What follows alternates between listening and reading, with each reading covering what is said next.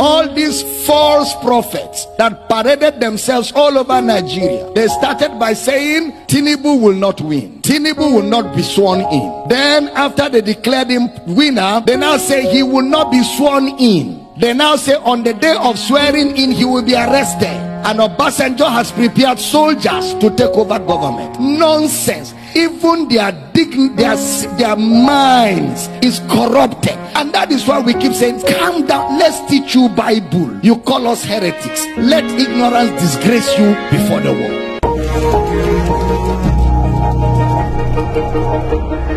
Because there's a theology that they parade around called 7 mountains, that the church must take over entertainment, take over politics, take over government. And that is why the confusion that happened during the election happened. That confusion exposed the church. All these false prophets that paraded themselves all over Nigeria, they started by saying Tinubu will not win, Tinubu will not be sworn in. Then after they declared him winner, they now say he will not be sworn in. They now say on the day of swearing in he will be arrested, and Obasanjo has prepared soldiers to take over government. Nonsense. Even their minds is corrupted, and that is why we keep saying, calm down, let's teach you Bible. You call us heretics. Let ignorance disgrace you before the world. Some churches fasted and prayed for Tinubu to die. The man is your commander-in-chief. Deal with that. That's why when Buhari entered office, a lot of Christians began to say he will die. They even said when he went to outside the country that he will not come back alive. Christians, churches, that he will die. The man did 8 good years and went home younger than when he became president, to show that the Lord is upright and there is no unrighteousness in him. God is not a killer. And with these false prophecies, they have destroyed the faith of many people, because many people fasted and prayed sincerely that Tinubu should die, and their God traveled. So now if you ask them to pray, they are not sure God will answer. They have eroded their faith. They have shipwrecked their faith because of lack of understanding that there's a difference between the kingdom of God and the kingdom of this world. How many of you remember I told you that this thing, God is not involved? Did I tell you that? It's a contest. It's a competition amongst men. And in a competition, men set the rules. In a competition, men draw the borderlines. In a competition, men judge the competition. And in a competition, men announce the winner of the competition. True or false?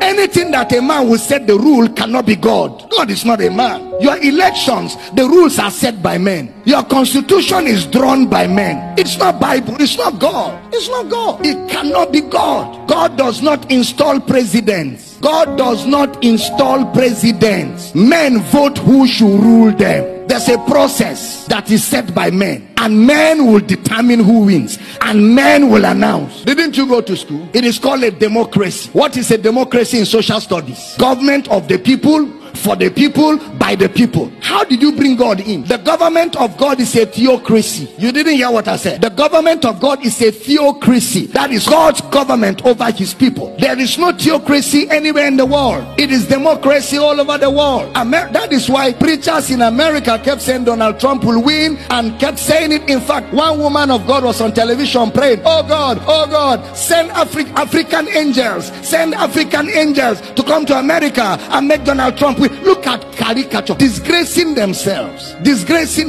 men and women of God, embarrassing themselves before the world, before unbelievers, before other religions, making a caricature of themselves, allowing themselves to be overtaken by lust and ambition and greed. All of us want Nigeria to be better, including myself. I want a better Nigeria. I want a great Nigeria. I want us to have the best of government. I want us to have development. I desire it so greatly. But it can never be the kingdom of God. It can never be. It can never be the kingdom of God. It is still the kingdom of men. It is still operated by men. And anything that men do can never be perfect. I'm teaching here. Anything that men are involved, anything that it is orchestrated by men within the